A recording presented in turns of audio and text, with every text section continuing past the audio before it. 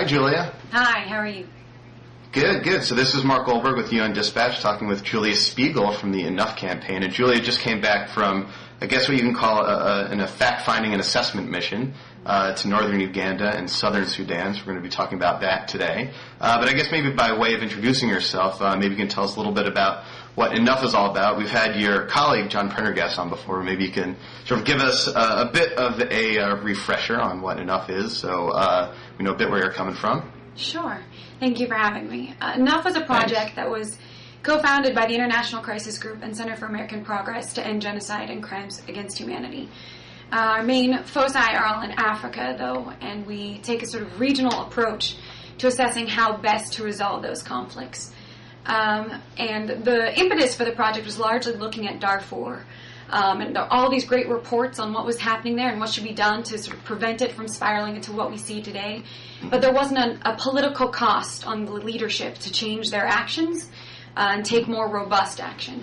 So what we do at Enough is we work both on the policy side with policymakers, but also with advocacy organizations to create a permanent constituency that is essentially pressing for an end to these atrocities in Africa and elsewhere. Mm-hmm. Good. So I guess it's, Darfur sort of soaks up a lot of the attention when we're talking about conflicts in Africa, particularly sort of the regions that Enough looks at. But one conflict that's something the UN constantly calls for the most overlooked conflict in the world is the one in northern Uganda, and it's something I've certainly overlooked since I've been doing these UN Plaza interviews. So I'm happy that we're talking about it now. When were you in northern Uganda? I was there for a couple of weeks. I just got back a couple days ago, actually. So I was both in Kampala for a while, speaking with government officials and NGOs there. Traveled up to the north in Gulu, where the internally displaced people are located, and then to Juba, South Sudan, where the peace talks resumed. Okay, and so we're talking basically about the first couple weeks of February. Yes, exactly. In which you were there. And so I guess what is the conflict in northern Uganda? In a soundbite. No, not a soundbite, please. I'll try. I'll do my best. Yeah. The historical backdrop is British colonial rule, which sort of retained power while they were there using a divide and conquer strategy, whereby certain tribal groups were favored over others. You have sort of a succession of rulers after the British pulled out, the latest of which was President Yoweri Museveni, who took power in 1986 and is still the current president of Uganda. He took power in a coup with the National Resistance Movement. That same year, the Lord's Resistance Army arose from the north, which are the Acholi people, mostly, because they felt that they had been marginalized for all these years and wanted more representation, more power in the national government. And so they have been fighting this resistance for 22 years now. Although the rebels themselves have evolved. They are no longer in the north. They're based in eastern Congo right now. It's sort of their refuge for the time being. And they are also no longer as connected with the Acholi people. So you have sort of dual conflicts going on. On the one hand, you have a rebel group that is supposedly fighting on behalf of the Acholi people in the north who felt like they have not been a part of the national government and just in terms of development, power sharing, and so on. And then you have the actual Acholi people who feel that they have their own grievances that aren't being represented by the Lord's Resistance Army. You still have, even though there's been a cessation of hostilities and there haven't been actual fighting in the north for over a year now, you still have 1.8 million people living in internally displaced camps in the north. Now, sort of, obviously in a conflict, atrocities sort of are committed by both sides, but when you hear about the Lord's Resistance Army, you sort of often, some of what they have been accused and of doing have been sort of pretty horrendous. Can you sort of elaborate on sort of who runs the LRA and what their aims are and sort of what they've done in the past? Yeah, of course. Their leader is a Messianic guy named Joseph Kony. He originally came out saying he wanted to rule the country according to the Ten Commandments, although he doesn't seem to abide by any of them himself. And as you described, their tactics were really gruesome. Basically, what they used to do is go on massive abduction raids, mostly of children, in these Acholi communities, the very communities that they're supposedly fighting for. And they would go terrorize these areas, taking the kids and often making them commit heinous acts against them, killing their own parents. And they were known for their gruesome tactics. So they didn't have advanced weaponry. They would basically use machetes to cut off lips, noses, ears, of the villagers there just to terrorize the population. There haven't been abductions as such in the past year and a half in the north. However, current raids are taking place in South Sudan. So Joseph Kony there's this sort of mysticism around him. People think that he has spiritual powers. He's surrounded by a lot of young kids living in the bush in eastern Congo who have never known anything but the bush. As I said, this has been going on for 22 years. A lot of these kids were abducted when they were 10 or 11. Others were born in the bush and have been there since. Now, sort of one thing, whenever and this is not a subject I follow particularly closely, but whenever I hear about the conflict in northern Uganda, you hear about this term, the night commuters or the children commuters, and I'm wondering if you could sort of explain what that's all about. Sure. I suppose that's one of the success cases in terms of ongoing peace talks, which started in July 2006. There used to be a large phenomenon of the night commuters, which essentially was when these abductions were taking place, it would largely happen in these rural villages where there was no one there to protect them. So at night, all the children would go congregate together in the main city centers and sleep together to provide protection and not be abducted. So that led to this sort of widespread child night commuter phenomenon. That has largely stopped, basically because raids are no longer taking place in the north. And in part, that's because there has been this cessation of hostilities in place as a piece of this last round of peace talks that are taking place in Juba. Mm-hmm. And so I guess sort of this phenomenon of the children living in rural areas commuting sort of kilometers to the city center to find protection at night, that sort of largely subsided, as you said. So did you visit sort of refugee camps or the IDP camps when your recent trip? Yes, I went up to Gulu and visited various camps in that region. As I said, there still are 1.8 million people living in these camps. Part of it is still a lack of security. A peace deal hasn't been signed. Joseph Kony still is at large. Mm-hmm. So there are fears that, 5 or 10 of these gruesome rebels from the bush could wreak havoc in the north again. So people are nervous about heading back to their homeland. On top of that, they don't have services. It's completely undeveloped. They had to abandon their land. There's no, they used to be mostly agricultural workers. There's nothing there anymore. And at least in the camps, they're getting minimal services in terms of health, education, food. But what they really need is help moving back to their homes, which means there needs to be tangible development. Mm-hmm. And so, I mean, what can be done to sort of spur that development on?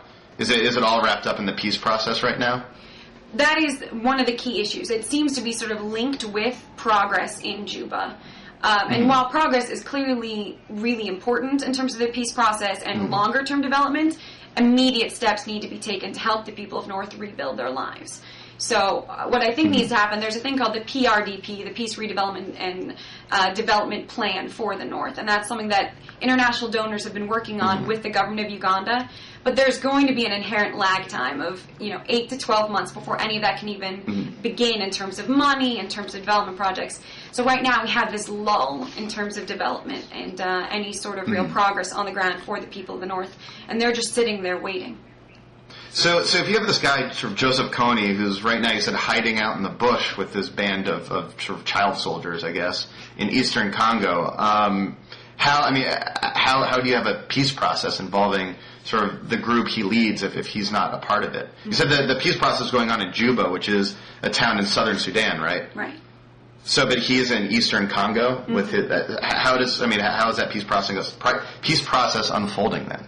So Kony hasn't been present at the process himself. He is a very paranoid person and would never trust that if he were to present himself that he would survive. Pretty much everyone in the international community wants him. So what he does is he has a delegation that represents him, supposedly, in Juba. He recently was dissatisfied with this delegation. He sacked the leader, Martin O'Jewel, and many of the delegates, and has reappointed a new team to represent his cause. He also recently, it happened in October, but it was verified just a month ago that he killed his second-in-command, Vincent O.T., and there were reports that he literally dismembered the guy, left body parts out for 3 days just to scare everyone in the camps because he was worried about loyalty toward him. But so the new head of the delegation is a man called Dr. Matsanga, and he's actually not even an Acholi, and many people fear that he will be a spoiler in this process. because he's taking direction from a guy living out in the woods, it seems.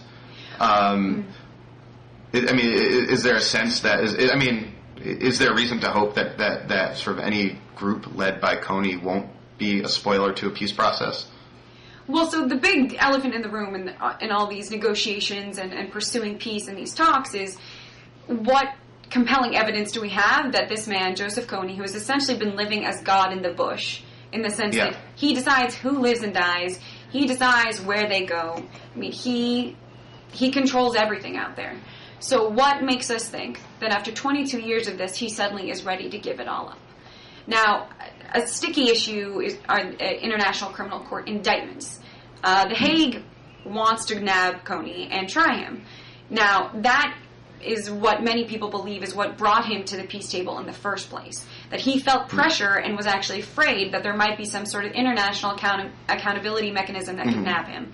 And so that's why he decided to engage in talks. He has now brought on 2 international lawyers to his delegation to advise him on those indictments. And it is a real fear, but now the question becomes, is this going to be an impediment to moving forward on the peace process?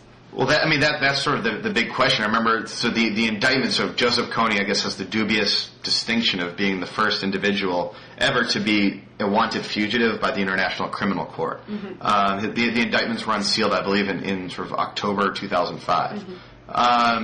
And so I guess, it seems that there's an argument to be made that he, in response to these indictments, he's sort of withdrawn himself from the peace process. He's sort of sees no reason to attend, and none of his sort of top lieutenants find reason to attend because they think they'll just get arrested anyway. And on top of that, there's also a question of amnesty. Is that right? That Museveni has sort of put on the table amnesty as a way to bring the LRA from the bush to the negotiating table. Is that correct? It's not amnesty to the negotiating table. I think the fear is then that, once they receive amnesty, what incentive do they have to participate, right? But there's building consensus that if the ICC indictments truly do end up standing as impediments to getting a final peace agreement and dealing with Kony in a judicious manner, then we can negotiate on suspending the warrants. But what has to happen in the meantime are 2 critical things. One is that the Ugandan government needs to prove that they have the domestic capabilities that meet international standards to try Kony and other key LRA leadership. Amnesty for the lower ranks is pretty much a given, and most people are on board with that. But we're talking about Kony and his key guys that have been involved in all these attacks and so on. Is the Ugandan government able to try them in a fair way? The second thing is ensuring that Kony is serious about this, that he will really come out of the bush, and that we won't say, okay, the ICC indictments are now lifted, and then he's still at large. So until there's forward movement on both of those, I think we're at somewhat of a standstill.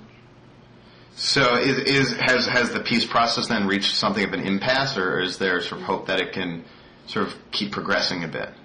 It's still progressing, and they still have various measures to work through on accountability and reconciliation, and on DDR for ex-combatants. So sorry, for those not down with the lingo, DDR is was it demobilization, demobilization, disintegration, and reintegration.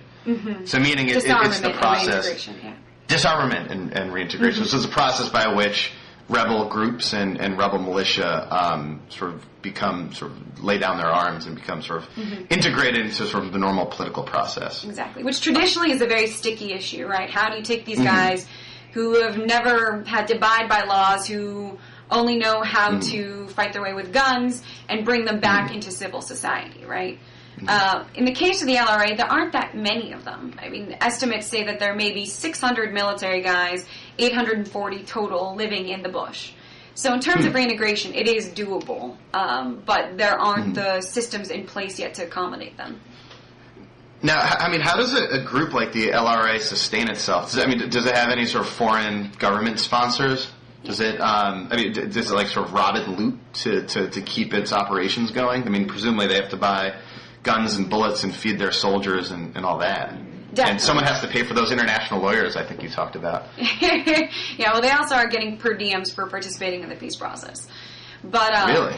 In addition to that, which is a sticky issue, but in addition to that, there have been various sources of support. It used to be largely the Acholi community because they felt like the LRA were fighting on their behalf because of their grievances. That has lessened in recent years. Secondly, there's the diaspora, who have largely been supporting them through various channels. And thirdly, and most importantly in my mind, is the Sudanese government in Khartoum. In 1994, they actually set up bases for Kony and his men to train and build support in the south. Now, the signing of the Comprehensive Peace Agreement between the North, between the Sudanese government and southern rebels in Sudan, that was signed in 2005, that pretty much led to an end of that direct form of support from the Sudanese government for Kony and his men. That said, there's still money and armaments that is flowing to Kony, but it's sort of base subsistence level. It's not to launch new attacks. So I guess to a certain extent, you could say that the government the government in Khartoum has sort of lessened their support of the LRA. Is that like sort of due to international pressure? Or are there sort of interest calculations changing? What's and sort of, I guess, was there point in hiring the LRA to sort of fight a proxy war against Museveni in the south? Or is that correct? To some extent, it was a proxy war. The Ugandan government was pumping aid to those southern rebels who then signed the peace agreement in 2005 with U.S. support through Museveni. So, to some extent, that has lessened, largely because of the signing of that peace agreement between Khartoum and the southern rebels, and the existence now of a government of South Sudan that is semi-autonomous. That said, I think it is still a very big concern, given that not much has happened, tangibly speaking, in terms of implementing the Comprehensive Peace Agreement between the North and South. And many people feel that Kony is just buying time until that agreement unravels and war resumes in Sudan, and then he can get a free lifeline again of support from Khartoum. Yeah, that's pretty interesting. So you took the Comprehensive Peace Accord, which was signed to end the war between the North and South of Sudan in 2005, and you're also and that sort of created this almost semi-autonomous government of South Sudan, which will vote on, if the peace process holds, will vote on independence in a few years' time. And you're also in South Sudan, in Juba, and currently there's this big UN peacekeeping presence there. I was wondering sort of what your impressions were of sort of life in South Sudan right now, seeing as you're just there. Yeah, it was a stark contrast. I mean, I went straight from the internally displaced camps in Gulu to Juba. And Juba is the capital of South Sudan, and they haven't had fighting there in any real large-scale sense since 2005, right? So I expected there, it's been 3 years, I expected there to be a lot more development. I got off that plane, drove around, and it is far more impoverished and underdeveloped than many areas in northern Uganda where people are living in camps. Really? Yes. See, because you hear that now. Juba is the capital of South Sudan. Is that right? Yes. Now you hear that, or at least I've read that it's almost turning into a little boom town. At least some people are getting very wealthy in Juba because of sort of newfound oil exports. Is that have you seen sort of any evidence of that kind of wealth? Yes, but wealth in the sense that there are wealthy individuals walking around, not in the sense that it's trickling back down into redeveloping society. I think there's money to be made, and I definitely did meet a lot of people there who, they make $150 a night off of renting a tent to UN workers. Yeah. There's largely because there is so little infrastructure there, and insecurity is a problem. But in terms of infrastructure, education for kids there, I mean, right outside the camp where I was staying, every day I saw 15 to 20 kids rolling around, they're wearing rags, playing in trash heaps all day long. No one in school, no one looking out for them, nothing. And it's 105 degrees there. And how much? 105? Yeah. And they're like running around outside. Yeah. What's your sense of the security situation in South Sudan? I mean, did you ever personally feel sort of threatened or in danger at all? No, I was fine, but I think Juba is fairly secure, and there are a lot of internationals and NGOs working there. I think if you go to the outskirts, I mean, I did not drive from Gulu to Juba, even though that would have been shorter than driving all the way back to Entebbe and flying there, because the roads are so insecure due to rebel attacks. So, and since I was there have been increasing attacks in the south supposedly by LRA elements, although it has yet to be fully proven, but abductions did take place in South Sudan by various rebel elements, which probably were subgroups of the Lord's Resistance Army. How much? I mean, how much of like a unified command structure does the LRA even have? Does the LRA have? It seems that it seems that if Kony were to want peace, he wouldn't be directing these sort of raids that you were talking about. These sort of abducting more children to fill the ranks of his armed forces. Yeah, that's part of the problem. I mean, people used to view Kony and his men as sort of a ragtag army. I think now, since they've engaged in the peace process, they've opened up somewhat and become a bit more transparent and a bit more communicative in terms of who they are. And it's pretty clear that they are a very fierce, well-organized rebel group. If you talk to the Sudan People's Liberation Army, who've had to fight these guys, they're terrified. The last thing they want to do is take them on. I mean, they've been living in the bush for years, and they're gruesome, and they could defeat any sort of standard military force just by their bush tactics. I mean, they're a counterinsurgency at its best. So I think that in terms of Kony doing more abductions and so on, it does make one question how invested he is in peace. But the other argument is that he's always going to be pursuing multiple options, right? He's not going to corner himself into saying this is all I've got. So naturally, even if he were to be engaging meaningfully in the talks, he'd want a backup plan, and he'd want to have a strong hand when he's sitting there brokering a final deal. So I guess how robust of an American presence did you see in northern Uganda and in the peace talks in Juba? Are sort of American officials at the table there helping to steer the talks at all? American presence has grown a lot recently. Tim Shortley was appointed senior advisor on conflict for Jendai Fraser, a special envoy for Jendai in sorts. Who's the Assistant Secretary of State for African Affairs. Exactly, yeah, thank you. Yes. And he's working exclusively on northern Uganda and rebel elements in eastern Congo. And so he was there in Kampala and I was there, and we actually ended up on the same flight heading to Juba, and he was in Juba at the same time. He's been working this very hard and making the regional connections that I think are important with eastern Congo. I mean, that's where Kony and his men are hanging out right now, which begs the question, what is President Kabila of Congo planning to do about that territory? Since technically it's within his mandate to make sure that there aren't rogue rebel elements hiding out there and thriving there. So he has been working this process very hard. The U.S., while I was in Juba, formally became an observer in the process, as did the EU. And now they're both guarantors of a final agreement, which is a big step towards building leverage and momentum and credibility for the process. Okay. Because it means that they will have a permanent presence there and will be responsible for ensuring implementation.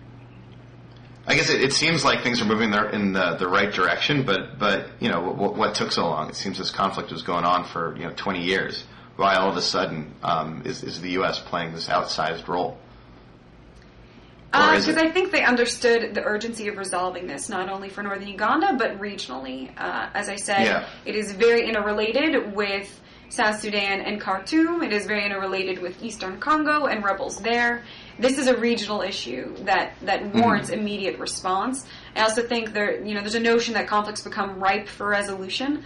I think we're reaching that point, although, as I said before, I'm sort of tempered in terms of my optimism on the peace process, given that no one knows what Kony really wants or what he's going to do. So in terms of, unless he is out of the equation, unless he's dealt with either with a security package or a third country asylum temporarily and then returned to his home area of Odek, whatever arrangement for him, unless that is brokered and there are assurances that'll happen, this thing is not going to end. I mean, is there any sort of optimism or hope that sort of wherever he is, sort of the authorities say so he's in eastern Congo right now? If there's also a large UN peacekeeping operation in Congo, as well as there's the sovereign Congolese government that's trying to establish control over its territory. If sort of either the government of Congo or the peacekeepers in eastern Congo were to arrest Kony and send him to The Hague and just sort of put him on trial there, would sort of just removing Kony from the equation be helpful? And do you think that's possible at all to even sort of arrest him and get him out of the equation like that? Listen, if we could have just gotten him and taken him to The Hague or dealt with him otherwise, we would have. The problem is it's incredibly challenging. I mean, Eastern Congo, Garamba National Park, where he's based right now, is the size of Uganda, and it's a thicket. It is a jungle like no other in this world, and it's logistically, practically impossible to get in there. And he and his men know the terrain better than anyone else. So, in terms of trying to get him, and military options have been floated, and I think in terms of, having backed up contingency plans, those are good to have. But it would be very, very difficult to do. There have been discussions with President Kabila of Congo and MONUC, that UN presence they were referring to, is there, that they are discussing how one might be able to do that. But at this point, Kabila is not willing to let the Ugandan government's military go in and take care of it. Yeah. I mean, because, the Ugandan government, for what it's worth, has a long history of invading eastern Congo as well. Exactly. And staying there and trying to mine the gold mines. Yes, I mean, so like you said, it is a regional issue. I mean, do you see sort of, like, I guess, U.S. policy there simply reacting to sort of events, or do you see any semblance of, like, this overall strategy for the region? Long-term strategies. Are you talking about the U.S. or elsewhere? On the U.S. part. Yeah, I do think they're taking somewhat more of a regional approach, hence shortly not only working in northern Uganda, but also eastern Congo. I think we also need to link that up with Sudan, though. I mean, the U.S., we were key players in getting the Comprehensive Peace Agreement signed, and particularly sticky protocols within it, such as Abyei. And after that agreement was signed, we essentially packed up our bags and went home.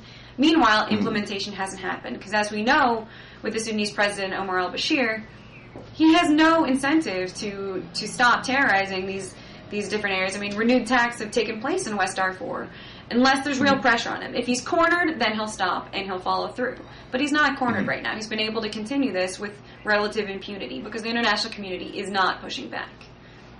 Yeah, that's sort of that's sort of a point that I like to rip off the pages of the Enough Campaign's website whenever I'm writing about this topic on UN Dispatch, that there is no sort of the incentive for the government of Sudan to be sort of a cooperative partner in peace is simply not there, because the international community is not willing to raise the costs of intransigence and of obstreperousness on the part of the government of Sudan.